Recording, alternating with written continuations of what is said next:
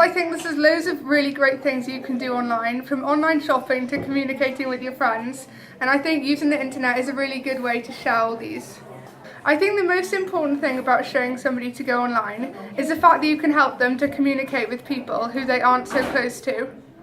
Can you tell me, why is it good for young people to show older people how to get online? I think it's good because younger people have learnt a lot of things in school and they're able to share their knowledge with the older society. It's good to help somebody get online because obviously because we're young we know things, we know online like the back of our hands, and helping somebody so if they'd ever need it or if they had any queries or anything or any questions, it's good if they ever need it, and it's nice to see them being able to do it and thinking, oh, well, we taught them that. It just kind of makes you happy.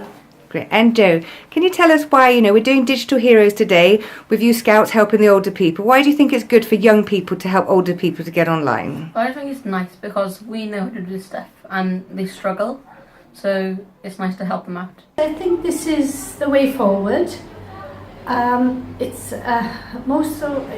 then we have to be able to catch up, which is very hard. I find it difficult to understand all the jargon, and especially we're a bit fearful of the security element of going online. With grandchildren who just take online for granted, I think we like to try to keep up with them, although I don't think we ever will, but it just, we just try to sort of know what they're talking about as much as possible. I think the young people, this is their era.